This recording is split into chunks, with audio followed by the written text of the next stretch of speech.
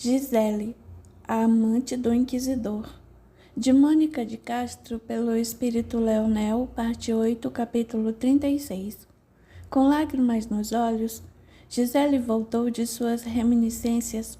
Foram dolorosas as lembranças de sua vida passada, e ela ficou imaginando o quanto gostaria de ter feito tudo de forma diferente. Se soubesse disso antes, não teria feito o que fiz. Se soubesse disso antes, não teria feito esforço algum. E agora, pai, o que farei? Aceite o seu destino. Foi o que você escolheu para você. Não posso mudar. Estou presa a minhas escolhas. Não, mudamos a todo tempo. Mas é preciso que nessa mudança parta do seu coração, não do seu medo. Você só quer mudar porque está com medo de sofrer mais e de morrer. Não quer mudar o destino porque já aprendeu aquilo que veio aprender. Por isso é que digo que você não quer essa mudança. Sua alma não quer, porque ela sabe que você em seu íntimo ainda não está pronta para compreender e aceitar-se a si mesma como uma alma em evolução, que erra e cai, mas que não perde jamais. Está enganado, pai. É pouco compreender e me aceitar que não quero mais ficar aqui. O que sente agora em relação a tudo isso? Gisele pensou durante alguns minutos, até que respondeu com profundo pesar: culpa. Sinto-me culpada por tudo o que aconteceu. Como vê, você ainda não compreendeu e por isso não pôde aceitar. Se tivesse mesmo compreendido, não se sentiria culpada, ao contrário, perdoar-se a si mesma, sem nenhuma restrição. Mas você não pode, sua alma pesa de tanta culpa. Se isso não é compreender, então não sei o que é. Se não compreendesse, não me sentiria culpada pelo que fiz. Não, Gisele, é o contrário. Se você compreendesse, diria a si mesma que agiu por ignorância e não precisaria sofrer para aprender. É como a criança que cai e bate no amiguinho porque ainda não aprendeu que não deve bater em seus semelhantes. Ela é má? Não. É apenas inexperiente. Quando entender que não deve bater nas outras crianças, vai aprender, mas sem nenhuma culpa ou remorso. Simplesmente não vai bater mais, porque vai internalizar o que é certo e não vai precisar apanhar para deixar de bater. Vê como é diferente? Com doloroso suspiro, Gisele abraçou-se ao pai. Ele tinha razão. Ela estava morrendo de remorso pelo que fizera e achava que merecia mesmo aquele sofrimento todo. Por mais que eu temesse e não quisesse, não se julgava merecedora do perdão. Oh, pai, ajude-me. O que será de mim? Você vai desencarnar. Ela redobrou o pranto e ele acariciou seus cabelos. Não chore, minha filha. Esse é o seu caminho de hoje, mas não precisa ser o de amanhã. Lute para fazer diferente no futuro. Como, pai? Como poderei fazer isso? Em primeiro lugar, tente vencer a culpa quando desencarnar. Senão, você não vai conseguir me acompanhar e vai sintonizar com os espíritos que a rodeiam, sequiosos de vingança. Eles vão arrastá-la e eu não terei como evitar. Não quero, pai. Não quero seguir com eles, quero ir com você. Pois então acredite nisso. Deseje isso. Não é só porque você levou uma vida de desencontros que precisa ir para as trevas. Isso, nesse momento, você já entendeu. O que lhe falta agora é acreditar-se merecedora de alçar a um plano de luz. Acredite nisso com fé e ninguém conseguirá arrastá-la. Você vai me ver ao seu lado e vai desejar partir comigo. Será que posso fazer isso? Tentarei, pai, juro que tentarei. O que mais quero é poder estar com você. A imagem de Ian esvaneceu e Gisele abriu os olhos assustada, ainda a tempo de ver desaparecer sua última centelha de luz. Olhou para o lado e viu a menina adormecida. Ao seu redor, as poucas mulheres presas não davam sinais de terem percebido nada. Apenas ela vira o pai e sabia que ele estivera ali de verdade. No dia seguinte, Miguel não apareceu para sua costumeira sessão de torturas. Como Ian havia energizado o corpo de Gisele, era preciso que ela não sofresse nenhum tipo de suplício naquele dia, ou toda a energia revitalizante acabaria perdida nos mecanismos de tortura. A solução foi pedir o concurso de Blanca. Ela era um espírito bastante esclarecido e iluminado, ciente de seus comprometimentos passados, e não via nada de útil em querer se vingar. Ao contrário, Orava por Gisele todas as noites, para que ela fosse forte como ela própria fora. Ian visitou Blanca em sonho, logo após deixar Gisele, e ela concordou em colaborar. Na manhã seguinte, acordou com uma inexplicável febre, para desespero de Lucena, que logo mandou chamar Miguel com medo de que ela morresse. Miguel mandou buscar um médico na vila vizinha, pois não podia arriscar a segurança de Blanca, trazendo o médico de Sevilha, que poderia reconhecê-la e denunciá-la novamente a Esteban. Isso levou algum tempo. Lucena, desesperada, não queria que ele saísse de perto delas, e Miguel foi ficando. Quando o médico terminou a consulta, a noite já havia caído, e ele estava cansado e sem ânimo para ir ao calabouço. Fez a refeição da noite em companhia de Lucena e acabou ficando para passar a noite, temendo que Blanca piorasse. Aquele fora um dia inútil, mas no dia seguinte acordaria bem cedo para recuperar o tempo perdido. Por volta da meia-noite, todos já estavam dormindo, inclusive Esteban, que desde a hora do jantar reclamava de forte dor de cabeça. Recolheu-se mais cedo, não sem antes tomar uma forte infusão que um dos padres lhe oferecera. Deitou-se na cama e apagou a luz da vela, e todos acharam mesmo que ele adormecera. Em silêncio, abriu a porta de seu quarto e saiu pé ante pé, envolta em um pesado manto negro, cujo capuz lhe encobria todo o rosto. Atravessou a abadia e penetrou no tribunal, levando sobre o manto a garrafa de vinho envenenado. O silêncio imperava em todos os cantos. Ao abrir a porta da masmorra, o primeiro guarda se levantou, cumprimentando-o com voz sonolenta. — Ah, Monsenhor Navarro, boa noite. Boa noite. Sem dizer nada, Esteban seguiu direto para a masmorra masculina. O guarda de plantão abriu a porta e ele entrou, fingindo que ia averiguar algo em um dos prisioneiros. Por 10 minutos, permaneceu estudando o morto-vivo até que resolveu sair. Fingiu que ia embora, mas no meio do caminho voltou-se para o guarda. — Como é seu nome, rapaz? — Martinez, senhor. — Pois bem, Martinez. Antes de vir para cá, passei em meu gabinete para buscar essa garrafa de vinho que ganhei hoje cedo, mas não ando me sentindo bem e não posso tomá-la. Não gostaria de experimentar um trago? O homem nem acreditou. Um vinho daquela qualidade, ofertado por um cardeal, devia ser uma delícia dos deuses. Martinez estalou a língua e respondeu animado. — Será que posso, monsenhor? — É claro, meu rapaz. Enquanto Martinez apanhava uma caneca sobre a mesa, Esteban aproveitou para sugerir. — Por que não vai chamar seu companheiro na outra masmorra? Assim os dois bebem juntos. — Mas, monsenhor, ele não pode abandonar o seu posto? — Ora, é só um instantinho, que mal há. Aposto como ninguém vai fugir lá de dentro, não é? Martinez sorriu entusiasmado e correu a chamar o guarda da masmorra feminina. Os dois voltaram quase correndo e o outro cumprimentou com um sorriso respeitoso e formal. — Boa noite, monsenhor. — Boa noite, rapaz. Trouxe sua caneca? Olha lá, hein? É só um pouquinho. Não quero que amanhã digam que eu os embebedei. Sob o sorriso maroto dos dois guardas, Esteban entornou o vinho nas canecas que eles lhe estendiam. Os dois levantaram as canecas num brinde meio sem jeito e entornaram o vinho de uma vez goela abaixo. Estalaram a língua satisfeitos e já iam agradecer quando sentiram uma estranha contração no estômago. Entreolharam-se atônitos e procuraram Esteban com a visão já nublada, mas ele havia sumido pelo corredor mal iluminado. Na porta da frente, repetiu a mesma coisa com o primeiro guarda. A exemplo dos demais, ele estendeu a caneca para Esteban, que derramou o vinho e esperou até que ele bebesse, a fim de se certificar de que morreria também. Minutos depois, o homem também jazia duro no chão. Esteban afastou seu corpo da porta e correu para fora, rezando para que Diego já estivesse ali. Diego já estava à espreita.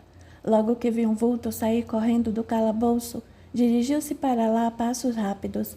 A porta estava aberta e ele entrou. Jogado a um canto da parede, o corpo do primeiro guarda apareceu, e ele seguiu avante, direto para a masmorra feminina. Não havia ninguém lá. O guarda dali havia morrido junto com o outro, e ele teve que sair à sua procura para buscar as chaves. Foi para outra masmorra e encontrou os outros dois caídos no chão. Apanhou a chave dos dois guardas e partiu de volta para onde Gisela estava. Foi experimentando as chaves uma a uma, até que encontrou a que procurava. Abriu a porta com cuidado e passou para o lado de dentro, indo direto para o tronco, onde Gisele estava amarrada. Ela estava adormecida e não viu quando ele entrou, e Diego teve que cutucá-la para que ela despertasse. Gisele abriu os olhos lentamente, tentando entender o que estava se passando. Será que Miguel resolvera aparecer para uma sessão noturna? Não era Miguel. Parado diante dela, Diego a chamava com insistência. Gisele, Gisele, vamos, abre os olhos, acorde, Gisele. Diego sussurrou assustado. O que faz aqui? Resolvi aceitar sua proposta. Que proposta? Não se lembra? Vim libertá-la em troca do seu tesouro. Enquanto falava, Diego ia tentando encontrar a chave que abria o cadeado que prendia ao tronco, até que finalmente o achou. Soltou as correntes e Gisele deixou o corpo tombar para a frente, tentando sentir a própria coluna. Venha! Não há tempo para exercícios agora, vai ter que andar. Ele puxou Gisele pelo braço e ela se levantou a muito custo. O corpo estava todo doído, mas graças ao passe revigorante de seu pai, conseguiu se erguer e caminhar. Sem pensar muito, segurou o braço de Diego com firmeza e deu 2 passos em direção à porta. Foi quando se lembrou da menina que vira chegar no dia anterior. Parou abruptamente e voltou-se para a cela onde ela fora colocada. Atraída pela agitação, a menina despertara e olhava com ar súplice. Dê-me as chaves, pediu Gisele num murmúrio. O quê? Para que quer as chaves? Diego seguiu a direção do dedo de Gisele e viu a criança. Vou levá-la comigo. O que? Ficou maluca? Não temos tempo para isso, e depois uma criança só faria nos atrapalhar. Vou levá-la comigo, já disse. Vamos, dê-me as chaves. Muito a contragosto, Diego passou o molho de chaves às mãos de Gisele, e ela foi a passos trôpegos abrir a cela da menina. Venha, chamou-a, estendendo-lhe as mãos. Na mesma hora, a criança segurou a mão de Gisele e saiu da cela, ajudando a caminhar. Como se chama? Marisol. Amparada pela menina e por Diego, Gisele saiu da masmorra. Notou que não havia nenhum guarda por ali, mas não perguntou nada. Diego planejara tudo, e ela não estava disposta a perder tempo com perguntas inúteis. Do lado de fora, seguiram para uma carruagem parada no final da rua, fora do campo de visão do tribunal. Diego ajudou Gisele e Marisol a subir e tomou as rédeas dos cavalos, mas que depressa chicoteou os animais e levou a carruagem para bem longe dali. Fora da cidade, Diego parou o carro e as duas desceram rapidamente. Ele levou a carruagem para fora da estrada e ocultou atrás das árvores, sentando-se com Gisele e Marisol na grama úmida. E agora, quis saber Gisele, você vai a cavalo até Santa Maria. De lá seguirá a pé até um pequeno povoado chamado Los Lobos. Fica aos pés de uma colina, que você deve subir até o fim e descer pelo outro lado. Logo que alcançar o topo, vai ver uma pequenina praia lá embaixo. Desça pela encosta e aguarde. Um barco virá para levá-la em segurança, na terça-feira ao meio-dia. Para onde irei? Para Alexandria. Ela não contestou e ele prosseguiu. Muito bem, cumpri a minha parte. Agora cumpre a sua. Diga-me onde está o tesouro. Com um profundo suspiro, Gisele contou-lhe onde escondera sua pequena fortuna em ouro e pedras preciosas. Embora sua casa houvesse sido revistada, duvidava que alguém tivesse descoberto esse esconderijo. Ela o ensinou a chegar lá pela floresta, para que ele não corresse o risco de ser surpreendido na porta de casa. E a garota? Indagou Diego, referindo-se a Marisol. Não vai conseguir com ela? Não pretendo levá-la comigo. Vou deixá-la em Cádiz com Rúbia. O quê? Você endoidou de vez. Não vai dar tempo e se você perder o barco? Vai dar tempo sim, sei que vai. Se partir agora e cavalgar sem parar para descansar ou comer, terei tempo de passar em Cádiz e deixar Marisol com Rúbia. Isso é muito arriscado e se alguém descobrir, duvido muito. Ninguém terá motivos para procurá-la lá. Diego deu de ombros e arrematou. Você é quem sabe, mas se perder um navio não me culpe. Não o culparei. Bem, Diego, agora é hora de partir. Obrigada por tudo e faça bom proveito do meu dinheiro. Ela apanhou as rédeas do cavalo que ele soltara da carruagem, montou e puxou Marisol, colocando-a na garupa. Acha que poderá aguentar? Perguntou a ela. Sim. Gisele deu um último sorriso para Diego e chicoteou o animal, que saiu em disparada pelo meio da floresta. Teria que viajar pelos bosques, sempre em meio às árvores. Sair pelas estradas era muito perigoso. Em breve, Miguel poria toda a guarda do tribunal em seu encalço. Ela apertou a mão de Marisol ao redor de sua cintura e seguiu confiante para Cádiz. Não sabia explicar aquela sensação de bem-estar que sentia. Não se lembrava das palavras exatas de seu pai e desconhecia que iria desencarnar em breve, mas algo dentro dela lhe dizia que ela caminhava para a liberdade, e a única coisa que a impediria de ser livre seria sua própria fraqueza, que poderia acorrentá-la novamente aos grilhões de seus inimigos. A viagem até Cádiz foi desgastante e cansativa, principalmente para Gisele, que sentiu o corpo todo doer por causa das torturas. Gisele alcançou o castelo encoberta pelas sombras da noite e ainda precisava atravessar os portões sem chamar atenção. Chamou insegura, mas os guardas nem desconfiaram quando ela disse que vinha de Sevilha e trazia um recado de Monsenhor Navarro para Rúbia. Os portões foram abertos e Gisele entrou, cobrindo o rosto com o manto e procurando permanecer fora do alcance da luz. Um dos guardas foi chamar Rúbia, que veio atender ainda meio sonolenta, mas logo reconheceu no salão principal a silhueta magra de Gisele. Olhou-a com estranha emoção, mas contendo o ímpeto de se atirar em seus braços, falou para o guarda com estudada moderação. Pode ir agora, obrigada.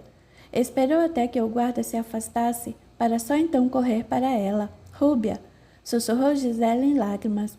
Oh, Gisele, graças a Deus que está bem, tornou a outra, estreitando-lhe em seus braços. Como foi que saiu da masmorra?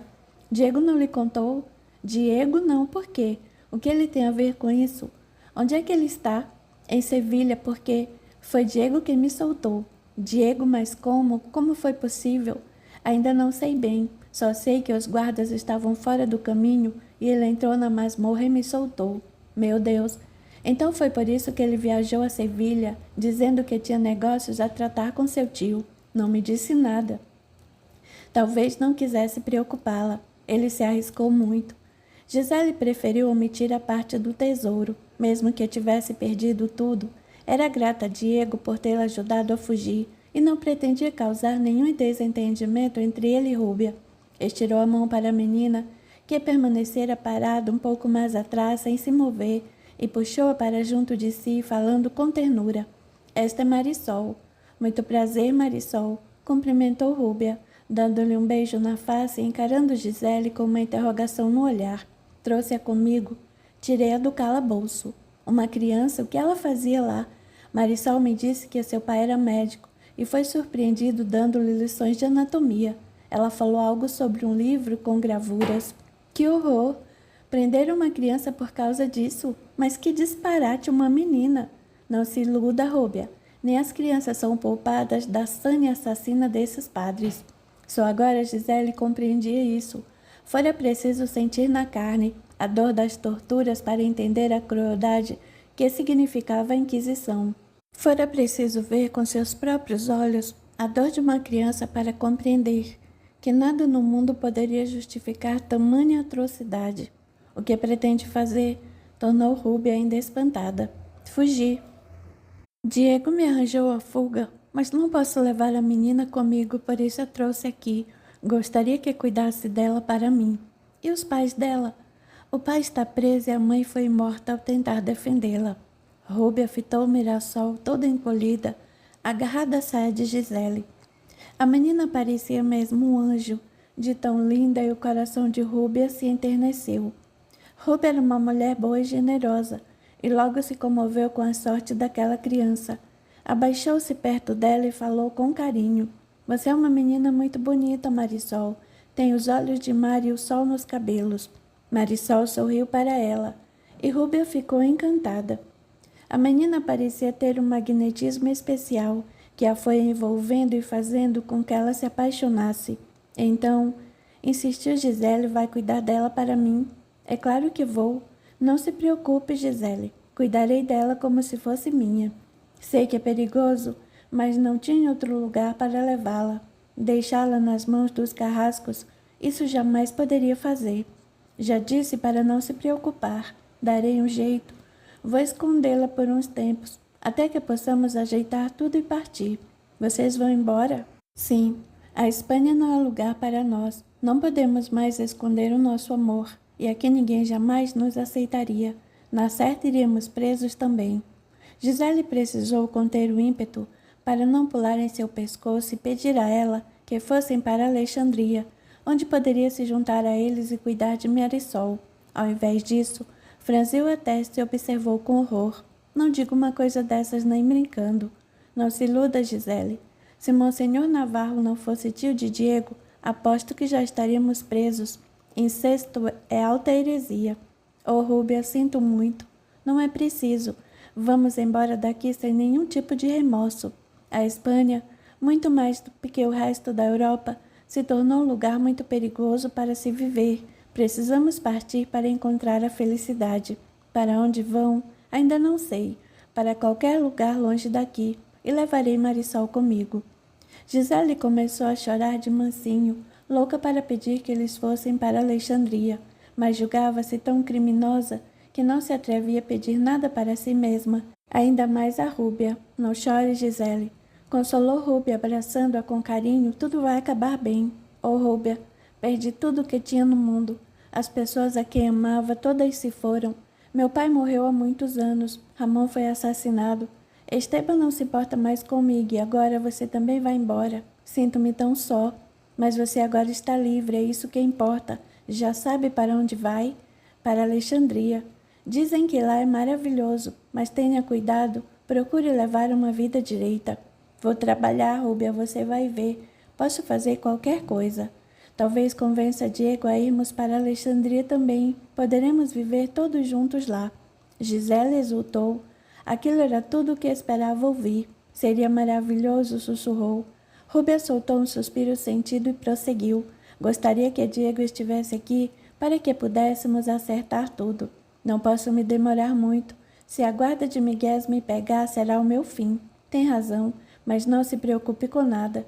Vou lhe dar dinheiro suficiente para se manter por algum tempo, até arranjar algum trabalho. Mal contendo a emoção, Gisele se atirou aos pés de Rúbia e beijou-lhe as mãos, molhando-as com lágrimas de gratidão. Não sei se mereço alguém feito você. Aturdida e sem jeito, Rúbia puxou a mão e fez com que ela se levantasse, abraçando-a com ternura. Você é minha amiga, e o amor que sinto por você está além de qualquer coisa que você possa ter feito. Por mais que não concorde com nada do que você fez, não posso deixá-la de amar. A emoção tomou conta de Gisele de forma arrebatadora, e ela desatou num pranto sentido e sincero. Aquele deveria ser o verdadeiro amor, e não os que Gisele experimentara até então. Obrigada, foi só o que conseguiu dizer. Bem, retrucou Rúbia, tentando não chorar também. É melhor você se apressar. Logo estarão aqui à sua procura. Rúbia deu a Gisele uma bolsa com muitas moedas de ouro, e elas se despediram calorosamente. Gisele beijou Mirassol e acariciou seu rosto, tranquilizando-a quanto ao futuro. Rúbia seria uma excelente mãe para ela. Em seguida partiu de novo a cavalo, os olhos turvos das muitas lágrimas que derramava. Seguiu até Santa Maria e de lá tomou a direção do pequeno povoado chamado Los Lobos. O povoado era, na verdade, uma pequenina aglomeração de casas numa chapada, construídas ao pé de uma colina que se erguia ao lado de uma série de outras colinas. Gisele sabia que do outro lado encontraria o mar, mas chegara um dia antes do combinado e teria que esperar. O céu havia se tornado cinza-chumbo e ela deduziu que ia chover. Precisava se abrigar. Olhou ao redor, mas não viu nenhuma estalagem ou coisa semelhante e acabou se ocultando numa pequena gruta, um pouco mais afastada. Rúbia lhe dera um pedaço de pão e queijo e ela se alimentou vagarosamente, a cabeça já tombando de tanto sono. Em segundos adormeceu, ouvindo ao longe o som dos trovões que começavam a ribombar, e a chuva logo desabou sobre a colina. Capítulo 37. O primeiro inquisidor a entrar na masmorra naquele dia foi Padre Donário, que ia ao encontro do pai de Marisol, por cuja prisão fora responsável. Esteban, desculpando-se com a dor de cabeça, não se levantou da cama, e Miguel ainda se ressentia da noite mal dormida ao lado de Blanca. Estava a caminho da masmorra quando viu o Padre Donário sair correndo e gritando. O que foi que houve? Quis saber Miguel segurando-o pelo braço. Estão mortos, berrou outro assustado. Todos mortos. Quem está morto? Os guardas, todos mortos, envenenados. Miguel soltou o braço do homem e correu para a masmorra. A porta da frente estava aberta e ele seguiu direto para o cárcere feminino, cuja porta estava apenas encostada. Abriu a de chofre e olhou para o tronco onde Gisele costumava ficar amarrada e nada. Ela havia sumido. Nem deu pela falta de Marisol. A menina não era presa sua e ele não estava interessado nela. Com ódio no olhar, voltou correndo para fora. Os soldados já começavam a chegar, junto com o inquisidor-geral, que se encontrava em Sevilha naquela oportunidade. Miguel nem os cumprimentou. Passou por eles feito uma bala e foi direto aos aposentos de Esteban. Ele estava acordado, embora ainda fingisse dormir, quando ouviu as batidas na porta. Miguel a esmurrou com força e Esteban se levantou para atender, abrindo-a com ar de espanto. Miguel! Exclamou com fingida surpresa. O que foi que deu em você porque vem aqui desse jeito? O que foi que você fez, Esteban? Vociferou o outro, entrando apressado no quarto. O que foi que eu fiz? Como assim eu estava dormindo? Foi você, Esteban, eu sei. Não adianta fingir para mim. Não sei do que está falando. Tem certeza de que está se sentindo bem? Porque eu não estou. Desde ontem estou com aquela terrível dor de cabeça. Pare com isso a quem quer enganar. Não quero enganar ninguém, mas é que não estou entendendo nada. Por que é que não se senta e me conta o que foi que aconteceu? Miguel quase o esmurrou. Estava coberto de ódio e tinha quase certeza de que aquilo fora obra de Esteban. Contudo, procurou se acalmar e revidou entre dentes. Gisele fugiu. Fugiu, mas como pode ser? Pensei que você soubesse. Eu? Ora, Miguel, francamente, como pode pensar que eu tive algo a ver com isso? Não adianta fingir, Esteban. Sei que foi você. Os guardas estão mortos, todos os três envenenados. Como é que sabe que foram envenenados? Pensa que sou estúpido? Eu mesmo os vi.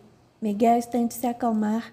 Lamento que Gisele tenha fugido, mas não tenho nada a ver com isso. Ah, não? Pois se não foi você, quem é que foi então? Sei lá, talvez um de seus amantes. O único amante que arriscaria a vida por ela está morto. E não creio que a alma de Ramon tenha se levantado do inferno para vir salvá-la. Esteban tomou um gole de seu xarope e sentou-se na cama, apertando as têmporas que realmente haviam começado a latejar. O que quer que eu faça, Miguel? Não tenho nada com isso. Estou lhe avisando, Esteban.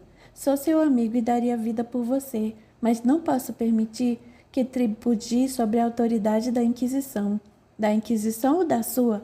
É a mesma coisa, eu sou a Inquisição, você é a Inquisição. Esteban engoliu em seco. Ele tinha razão. Agira contra seus próprios princípios, contra a instituição que jurara defender. Tudo por causa de uma mulher. Mas ela fora sua mulher um dia, e agora era praticamente como sua filha. Como abandoná-la se ao menos dar-lhe uma chance de tentar se salvar? Os argumentos de Miguel, contudo, eram por demais poderosos para serem ignorados, e ele tornou com angústia. O que quer de mim, Miguel? Já disse que não tive nada com isso. Pois então prove. Provar como? Dê ordens aos soldados para que a capturem. Como espera que eu faça isso? Não sei onde ela está. Tenho certeza de que vai descobrir. Finalizou sussurrando bem baixinho em seu ouvido. Em seguida, Miguel saiu dos aposentos de Esteban e foi para o tribunal, onde acabou descobrindo que Gisele fugira levando consigo uma menina, de nome Marisol, cujo processo se encontrava aos cuidados de Padre Donário. Vários homens foram mandados à sua procura, sem sucesso, porém. Até o castelo de Rúbia haviam ido, mas ela, já prevenida, escondera a menina numa câmara secreta e os soldados nada puderam encontrar. Em Sevilha, as buscas também continuavam. Ninguém sabia como Gisele podia ter desaparecido tão misteriosamente, nem entendiam como os guardas haviam se deixado envenenar. Ficou esclarecido que haviam bebido vinho envenenado, e todos se perguntavam quem os teria dado. Aquilo era um disparate. Alguém fugir da masmorra era considerado uma falta gravíssima, e o prisioneiro, logo que capturado, seria sumariamente condenado, pois a fuga já era uma evidente prova de culpa. Por isso, ao ser recapturada, Gisele seria considerada culpada e o processo estaria terminado com a sua execução. Mas Miguel tinha algo especial para ela. A pedido de Lucena, Gisele teria a mesma sorte que Dom Fernão. A fogueira seria pouco, o machado, então, uma bênção que ela não merecia receber. Não, Gisele precisava sofrer. Depois de longas sessões de tortura, quando seu corpo já não aguentasse mais, ele a colocaria na Virgem de Nuremberg, e Gisele morreria aos pouquinhos de hemorragia e infecção, tal qual Dom Fernão morrera. Esteban sabia de tudo isso, e queria ao máximo evitar essa morte horrenda. Por isso ajudara a fugir, mas agora as coisas poderiam se complicar para ele. Sentiu medo do que Miguel pudesse fazer. Por mais amigo que fosse, ele estava com raiva, e a raiva costuma levar as pessoas aos atos mais extremos. Ainda que se arrependesse depois, Miguel poderia fazer algo que o comprometesse seriamente. Mesmo que não fosse levado ao tribunal, sua honra seria maculada, e talvez até o Papa o destituísse de suas funções inquisitoriais. Aquilo seria ruína, uma ruína que precisava evitar. Tomou uma resolução. Gostava demais de Gisele, mas alertara seriamente das consequências de sua insensatez. Por várias vezes, advertira de que não poderia ajudá-la, ainda assim tentara. Só que agora as coisas estavam fugindo ao seu controle. Miguel lhe fazia ameaças veladas, e ele precisava pensar em si próprio. Levantou-se e foi para o tribunal. Miguel estava reunido com outros inquisidores, discutindo onde mais poderiam encontrar Gisele, quando Esteban entrou. Os outros o olharam de soslaio. Ninguém tinha coragem de insinuar nada. Nem Miguel fizera qualquer insinuação. Aquilo deveria ficar entre eles. Com um aceno de cabeça, Esteban cumprimentou-os. Miguel pediu licença aos demais e saiu com ele para o pátio externo. Então, indagou com ar intimidador. Pensou bem no que ele disse. Esteban olhou o outro bem fundo nos olhos e respondeu com voz grave. Sim, e já tomei a minha decisão. Muito bem, qual foi? Se mandar os homens atrás de Gisele, promete não fazer mais perguntas? Prometo. Não vai querer saber como ela saiu da masmorra, nem quem a ajudou? Não. Pode confiar em mim. Você tem a minha palavra. Entendo o seu gesto e não vou acusá-lo. Contudo, não posso permitir-me perder a mulher que mais odiei em toda a minha vida. Só o que quero é Gisele de volta, ela agora me pertence. Falou isso com tanto ódio que Esteban sentiu um calafrio. Lamentava muito por Gisele, mas não tinha como salvá-la. Com um suspiro de profundo pesar, finalizou. Está certo, aceito a sua palavra. Deixe tudo comigo e não faça perguntas. Esteban reuniu os soldados e deu-lhes a indicação do local onde Gisele estaria, seguindo as orientações que Diego lhe dera. O barco foi interceptado ainda no porto e alguns soldados embarcaram. Tudo foi feito com muita rapidez, pois o dia marcado para o encontro já estava bem próximo. Os homens de Esteban se colocaram dentro da gruta que dava na pequena praia por onde Gisele supostamente desceria para esperar o barco.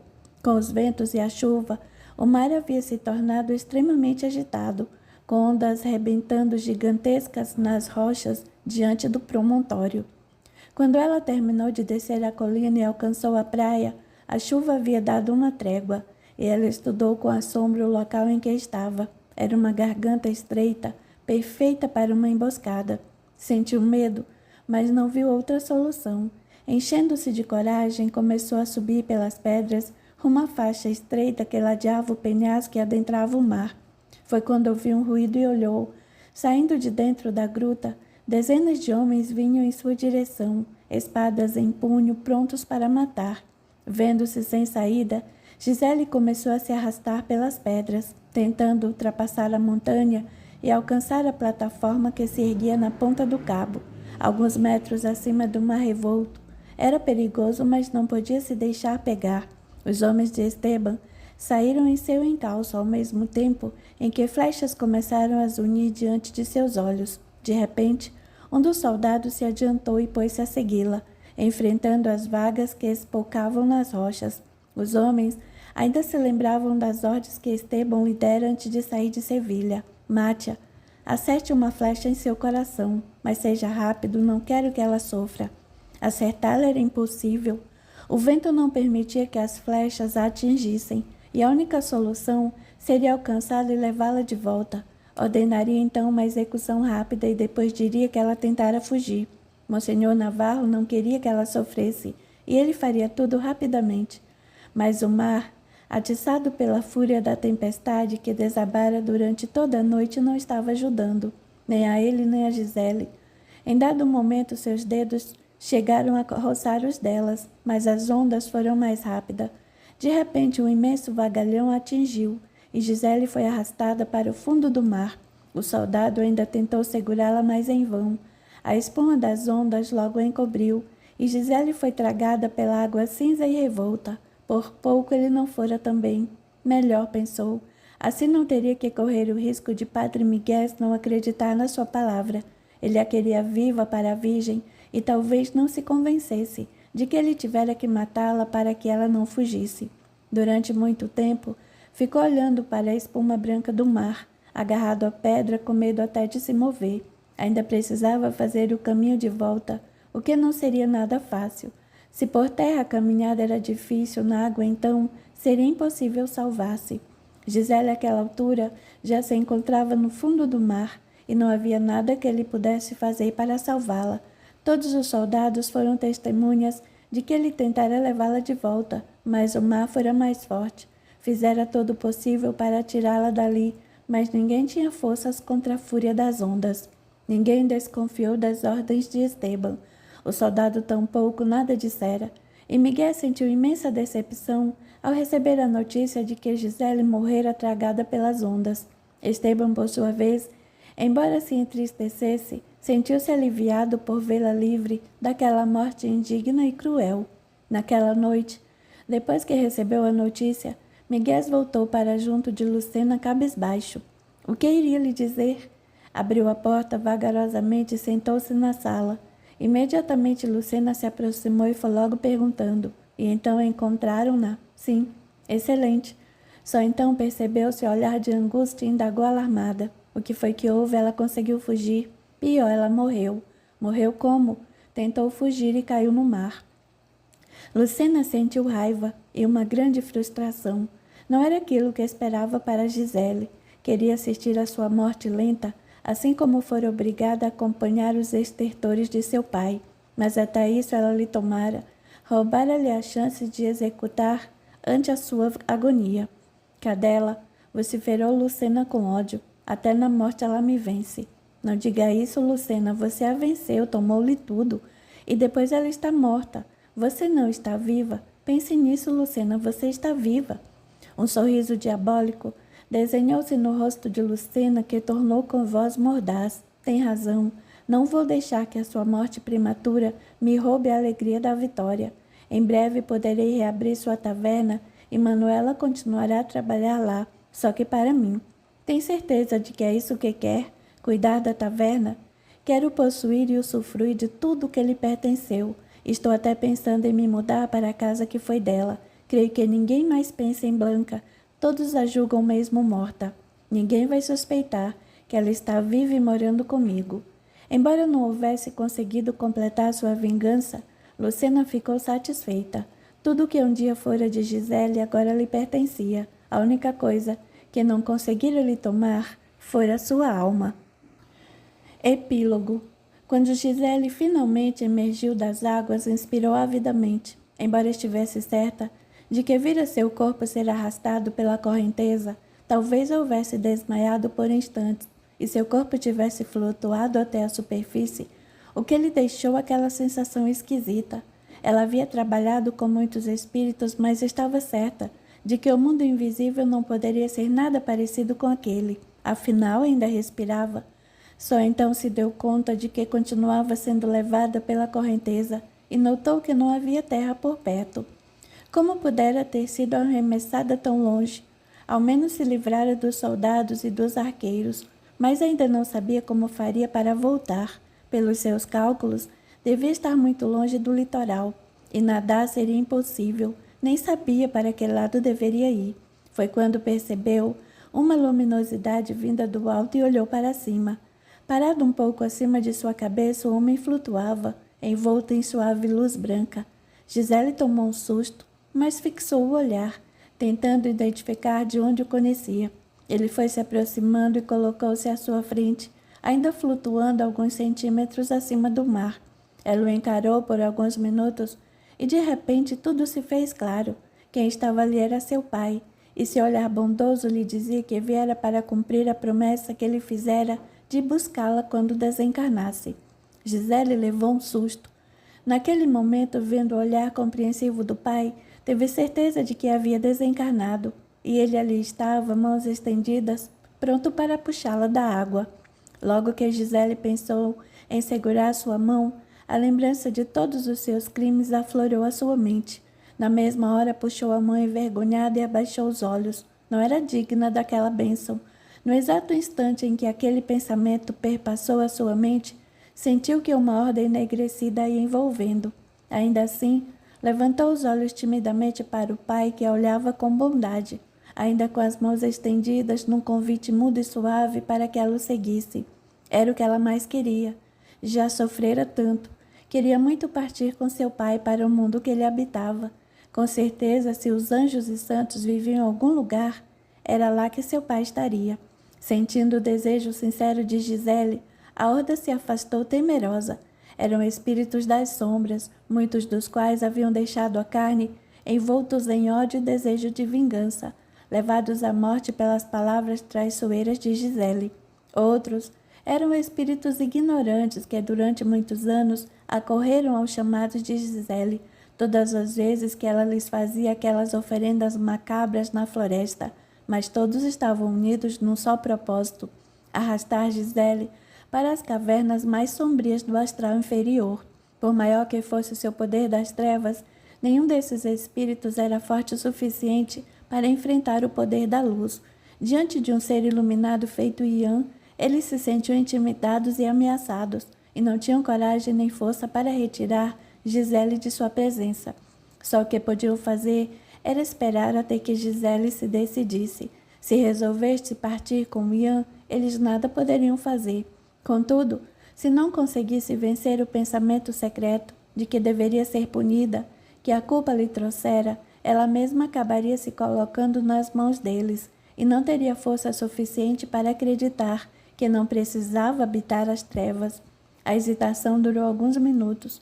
Gisele oscilava entre o desejo sincero de se perdoar e a culpa que a atormentava. E tanto Ian quanto os outros permaneceram em silenciosa expectativa.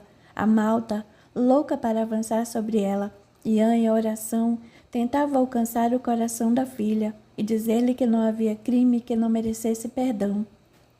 Mas a culpa de Gisele impediu o acesso dos pensamentos do pai e criou uma barreira invisível, fazendo com que ela acreditasse que não era digna de perdão, nem dos que prejudicara, nem de si mesma. Assim abaixou a cabeça novamente e chorou de mansinho, coração oprimido pela culpa, rompendo o elo poderoso que se havia estabelecido entre ela e o pai. Na mesma hora, ele foi se desvanecendo diante de seus olhos, e Gisele, ligada agora aos espíritos das trevas, cerrou os olhos e sentiu todo o peso do remorso a lhe corroer a alma, martelando em sua cabeça que nenhum réprobo, feito ela, podia pretender tocar os pés de um espírito de luz. Imediatamente, Gisele sentiu-se de novo envolvida por aquela horda e foi sugada para fundo do mar por dezenas de mãos que a seguravam impiedosas. No gesto desesperado e aturdido, olhou de novo para cima, e a última coisa de que pôde se lembrar foi da claridade do dia, que inundava a superfície, sendo apagada à medida que ela descia para as profundezas do mar. Durante muitos anos, Gisele permaneceu no astral inferior, presa àqueles mesmos espíritos que ajudara a destruir. Dentre eles, Dom Fernão era o mais assustador. Adquirira um ar de fera e não se cansava de lhe infligir toda sorte de torturas. Aos poucos ele foi ganhando força e poder e acabou conquistando uma posição invejável dentro da hierarquia das trevas. Mas não há trevas que não se dissipem, assim como não há culpa que não alcance o perdão. Os muitos anos de sofrimento no umbral trouxeram a Gisele o desejo de se perdoar e se modificar. Queria muito sair dali e reencontrar o pai. Nunca mais vira Rúbia nem Ramon. Esteban vira muito rapidamente, não sabia onde ele estava. Gisele se sentia extremamente só. Não queria mais fazer parte daquele mundo de lama e de sombras. Em silêncio orou aos céus pedindo a Deus que permitisse que seu pai fosse ajudá-la novamente. Após a sincera oração, a luz se fez presente ao seu redor. Ian tornou a aparecer, envolto no mesmo halo de luz branca que se acostumara a vê-lo. Gisele chorou por longos minutos com medo de se aproximar, mas Ian, tocado pelo seu sentimento, aproximou-se e estendeu-lhe a mão. Gisele a tomou timidamente e o pai a envolveu num abraço amoroso e confortador. Cabeça encostada em seu peito, Gisele chorou, não conseguia falar. Ian compreendeu seu pranto sofrido e alisou seus cabelos. Em seguida, passou a mão sobre sua testa e Gisele foi sentindo uma leve e suave sonolência. Suas pálpebras foram pesando e ela sentiu que o corpo todo amolecia nos braços do pai. Adormeceu profundamente. Ian envolveu novamente, volitando com ela em direção ao céu estrelado. Quando despertou, foi com alegria que Ian recebeu. Como está, minha filha? Perguntou ele, acariciando seu rosto. Gisele ficou olhando para ele por alguns minutos, sentindo os olhos úmidos de lágrimas. Apanhou sua mão e beijou-a com fervor, falando entre soluços. Sinto-me bem, papai, parece que renasci. E renasceu mesmo. Hoje você experimenta uma nova vida, não porque esteja livre das trevas, mas porque sua alma não pertence mais àquele lugar. Oh, pai, porque tive que ser tão má? Não diga isso, Gisele. Ninguém no mundo é mau. Os que erram o fazem por ignorância. Gisele pensou durante alguns segundos com o olhar entristecido até que retrucou. E os outros? O que foi feito deles? Assim como vocês estão tentando entender. Sei que você está querendo é saber de Ramon. Fique sossegada. Ele está por perto e em breve poderá vê-lo. Ian fingiu não notar o rubor que lhe subia as faces e prosseguiu. Esteban também veio para cá, após longo período de desespero nas trevas. Esteban, durante todo o tempo em que permaneci nas trevas, jamais o encontrei. Isso porque a sua consciência ainda o atormenta muito, principalmente no que se refere a você. Não teve coragem de encará-la e amargou muitas culpas, mas agora mostra-se arrependido e pede uma nova chance para se modificar. E Rúbia? Rúbia está muito bem, está encarnada no momento, tentando ajudar Diego em suas relações com o mundo material. Ele ainda é muito apegado aos falsos valores da riqueza e dos prazeres fáceis. Gisele silenciou novamente com medo de fazer novas perguntas, temendo respostas que não sabia se estava pronta para ouvir. E os meus inimigos? Com um sorriso entristecido, Ian respondeu. Lamentavelmente, alguns como Lucena, Miguel e Fernão ainda se julgam seus desafetos e alimentam desejos de vingança. Sei disso. Tornou acabrunhada, sentindo um calafrio. Ainda guardo vivas nas lembranças as torturas que gostavam de me infligir. Foi difícil escapar de sua vigilância e da prisão em que encerraram meu espírito. Nem tão difícil. No momento exato em que você desejou isso de coração, a ajuda concretizou-se veloz e você foi logo socorrida e trazida para cá. Imagino que eles devam estar inconformados. Sabem onde estou? Fazem uma ideia, e essa ideia os fez pensar. Miguel e Lucena estão a um passo de vislumbrar a luz da verdade e já começam a se questionar sobre tudo o que lhes aconteceu. Quanto a Dom Fernão, bem, ele ainda está renitente em seus propósitos de vingança e ódio. Não se conforma de havê-la perdido e crê que vai levar ainda alguns anos até que abandone o importante cargo que ocupa na hierarquia das trevas. É muito difícil, minha filha, para os espíritos que conquistam importância nas trevas desapegarem-se de seu poder. Vivem na ilusão do poder e do orgulho e não querem perder essa posição, porque sabem que do lado da luz não existem cargos mais ou menos importantes do que outros, todos somos iguais em importância. E Blanca é uma alma nobre, foi muito bem recebida aqui e hoje trabalha auxiliando os espíritos que desencarnam nos autos de fé e nas rodas de tortura. O mundo ainda está nas mãos da Inquisição, indagou perplexa. Lamentavelmente, minha filha, a Inquisição ainda há de reinar por mais alguns anos. Por quê, pai? Por que tanto sofrimento? Nada no mundo acontece por acaso. A Inquisição, assim como as guerras e outras catástrofes, serve a um propósito divino. Muitos espíritos a ela acorreram na tentativa de compreender e refazer atitudes do passado, experienciando situações semelhantes aquelas nas quais se viram envolvidos por seus instintos mais primitivos. De um lado e de outro há espíritos comprometidos com os horrores das muitas guerras, das arenas, dos sacrifícios. Vítimas e algozes lutam para compreender o valor do amor, do respeito e do perdão. São espíritos infantis que apenas agem de acordo com o estágio de evolução em que se encontra a humanidade. A humanidade parece ainda estar bem longe da evolução. A humanidade caminha para o crescimento. Desde que o homem pisou na Terra pela primeira vez, vem lutando para evoluir em todos os sentidos. Existem muitas diferenças entre o homem de hoje e o da pré-história, por exemplo. O homem de ontem não conhecia o fogo, o ferro, a espada. Também não sabia o que era amor, amizade e perdão.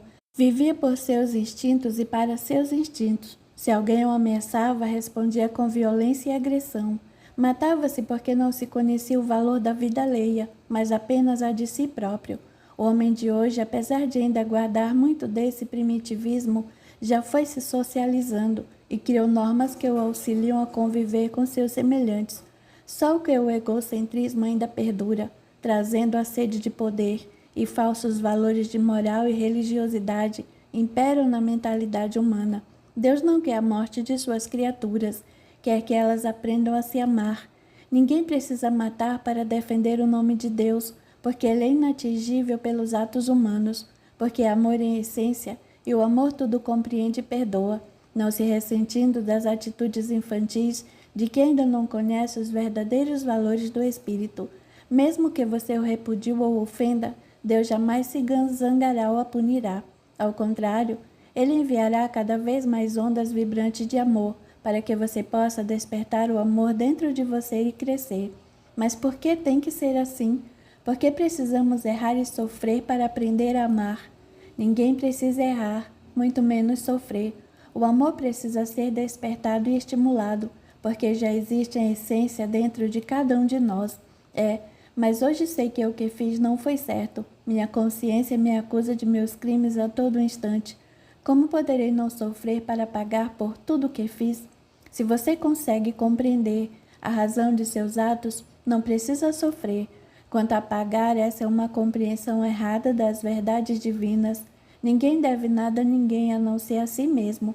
Não é só porque você matou que vai precisar morrer. Vai morrer se quiser. Mas se conseguir entender por que matou, libertando-se da culpa e se perdoando, não vai precisar ser assassinada por ninguém. Ao contrário, vai buscar caminhos mais úteis, salvando vidas, por exemplo, devolvendo ao mundo aquilo que ajudou a tomar. Como fazer isso, Pai? A culpa é um tormento, é verdade, mas precisamos aprender a nos libertar dela. Não é tão fácil. Ainda que eu consiga me perdoar, como obter o perdão daqueles que prejudiquei? Se você se perdoar de verdade, nenhum espírito conseguirá atingi-la, e você servirá de exemplo para que ele a perdoe também. Mas não se iluda, Gisele. Perdoar os nossos inimigos é muito mais fácil do que perdoar a nós mesmos. Nós passamos pela vida com a intenção de aprender, mas todo aprendizado não deve passar só pela mente. É preciso que adentre o coração. Quando você racionaliza, é como se decorasse a lição e a repetisse, simplesmente porque aprendeu daquele jeito.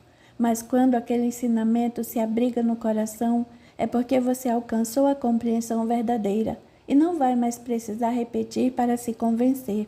Aquela experiência, além de desnecessária, já não é mais útil para você. É isso que o mundo está tentando aprender. Esse é um momento de transição, onde muitos espíritos receberam a chance de se libertar da animalidade e dar um salto para o futuro, mas muitos ainda não estão prontos e não conseguem se desprender dos sentimentos mais primitivos, como o ódio, o orgulho, a vingança. São espíritos ainda muito egocêntricos, porque só o que conseguem desejar é o seu próprio bem-estar e o daqueles que lhes são mais caros, mas ainda não conseguiram internalizar a necessidade do bem comum. Não sabem ainda reconhecer em seus semelhantes os mesmos sentimentos que também possuem. São como feras que matam para sobreviver. Por maldade? Não, por instinto. Porque para elas, a única coisa que importa no mundo é a sua sobrevivência. Ninguém pode acusar um leão de crueldade, porque a única forma que ele conhece de saciar a sua fome é matando. matar é da sua natureza. Um leão será sempre um leão. Não tem inteligência, não tem raciocínio. Mas a alma animal que nele habita um dia vai encontrar um novo jeito de se manifestar e se apresentar ao mundo, e vai retornar com outro corpo mais evoluído. A lei de evolução é eterna, e a vida que anima o leão também é impulsionada para evoluir. Quando isso acontecer, ela deixará de ser leão e voltará numa forma felídia jamais adiantada. A espécie, contudo, continuará existindo, para que muitas outras formas de vida animal que abandonaram formas ainda inferiores possam vivenciar aquela nova experiência, até que alcancem a compreensão e a maturidade que aquele instrumento busca lhes dar. Terão, então, conquistado um novo aprendizado, importante para o grupo do qual fazem parte, e continuarão indo e vindo, trocando de forma, até que um dia estarão aptos à individualização. E os homens? Evoluem até que alcancem a perfeição relativa que é própria deste mundo. O homem será sempre um homem, mas diversamente dos animais se utiliza da mesma forma física em seus processos de evolução. O espírito que anima a forma huminal, ao desencarnar e reencarnar, continuará assumindo a forma humana, mas terá evoluído algo de seu intelecto e de sua moral. O homem já está apto a raciocinar e sentir. É um ser individualizado, consciente de si mesmo, embora ligado ao todo do qual escolheu fazer parte. Quando o homem aprende, está auxiliando no aprendizado de toda a humanidade. As novas ideias surgem dos grandes gênios, mas as suas obras não permanecem reclusas no seu estreito limite de existência. Ao contrário, saem para o mundo e passam a pertencer a toda a humanidade. Gisele permaneceu algum tempo pensando. Havia tantas coisas que não conseguia entender. Mesmo as palavras de seu pai soavam estranhas para ela. Entretanto, uma coisa havia compreendido: a necessidade de aprender os verdadeiros valores do espírito. Não queria mais permanecer nas trevas da ignorância, agindo como um animal em busca da satisfação dos seus instintos. O que poderei fazer para me modificar? Prejudiquei muitas pessoas com a minha ignorância, pai, e sinto necessidade de auxiliar no crescimento da humanidade. Queria devolver ao mundo o que ajudei a tirar de tantas pessoas, muitas de cujos rostos nem consigo mais me lembrar. Seu coração está sentindo a necessidade de crescer. Isso é muito bom, mas não se apresse. Estude com calma as possibilidades e trace planos para o futuro. Mas lembre-se, há pessoas que conviveram com você e com as quais você terá que se entender. Será que quanto a elas, esse desejo ainda perdura? Não sei, não havia pensado nisso. Pois pense, planeje sua próxima encarnação tendo em vista a necessidade de perdão e de aprimoramento. Você ainda não se perdoou, Gisele, e sabe disso, e a culpa poderá ser um entrave ao seu crescimento. Creio que tem razão, pai, mas o que poderei fazer? Não quero continuar carregando este peso. Por isso, é que ele disse para pensar. Projete a sua vida futura em 3 níveis, o individual, outro coletivo e outro universal. Trabalhe a sua individualidade, analisando seus sentimentos e seus processos de dor e de culpa, os seus desejos e tudo mais que se refira somente a você. Seja sempre sincera consigo mesma e procure não mistificar a sua essência. Além disso, integre-se ao grupo no qual escolher nascer. Aprenda a ser filha, mãe, esposa, amiga. Vivencie todas essas posições tendo em vista as suas necessidades e a de seus semelhantes, sem abrir mão do que lhe pertence, mas sem desrespeitar o que não é seu. Saiba reconhecer o seu direito e o direito alheio, e procure compreender aqueles que não conseguirem alcançar os mesmos valores que você. Eles não serão nem melhores nem piores do que você, apenas poderão estar em um outro nível de compreensão, no qual você fatalmente um dia também já esteve. E como é de seu desejo, escolha uma atividade voltada para o mundo em geral, seja médica, religiosa, professora, artista, o que você quiser e o que mais lhe agradar, mas faça algo que atinja várias pessoas, pessoas desconhecidas que poderão se beneficiar de suas obras.